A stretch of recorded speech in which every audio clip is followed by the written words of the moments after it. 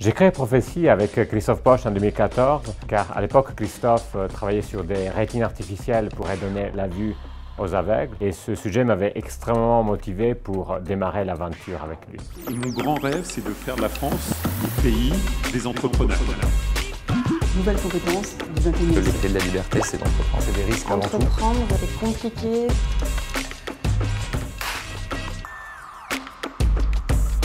Le point de départ, c'était bien l'application médicale, mais on avait dès le début constaté plein d'applications possibles dans plein de domaines, des objets connectés, de la téléphonie mobile, de la robotique, du véhicule autonome. Et donc nous avons rapidement développé la technologie pour adresser toutes ces applications.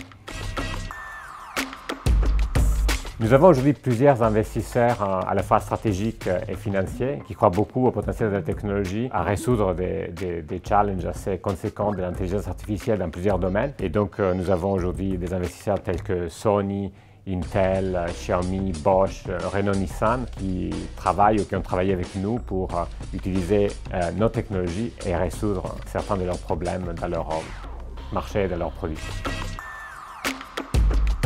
Nous travaillons aujourd'hui de manière très active dans le monde de la téléphonie mobile et de la réalité virtuelle augmentée. On n'a pas encore de dispositifs sur le marché avec notre technologie. On en a dans des applications industrielles et j'espère qu'on en verra bientôt, l'année prochaine peut-être, aussi dans des dispositifs grand public.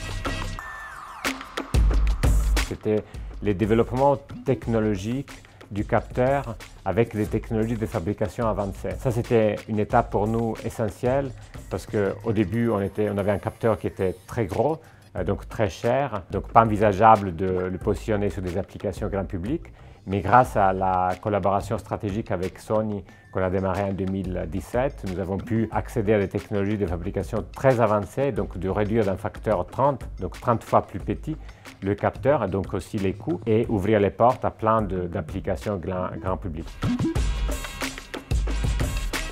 Mon objectif avec Prophétie, c'est de créer un champion des semi-conducteurs français et européens, au même titre que ST ou NXP ou Infineon, et de porter sur le marché ce nouveau paradigme technologique du biomimétisme, de la technologie neuromorphique, à la fois sur les applications de vision, mais aussi sur des applications de traitement et d'intelligence artificielle.